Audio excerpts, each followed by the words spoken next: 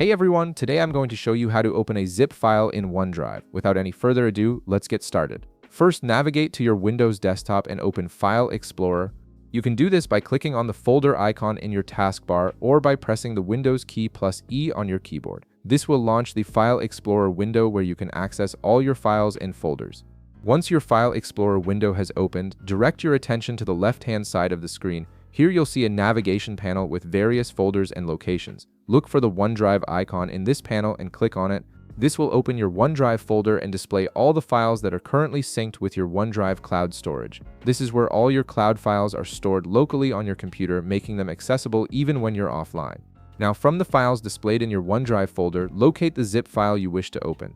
Once you've found it, right-click on the zip file. This action will bring up a context menu with several options for handling the file. From the list of options that appears, click on Extract here. This command will immediately extract the contents of the zip file into your current OneDrive folder. The zip file is now opened and its contents are extracted. Here's something important to note. The extracted files will automatically be synced with your OneDrive cloud storage as well. This means you'll have access to the open zip file contents both locally on your computer and from any device where you can access your OneDrive cloud storage. This dual accessibility makes it incredibly convenient to work with your files across multiple devices. And that's it.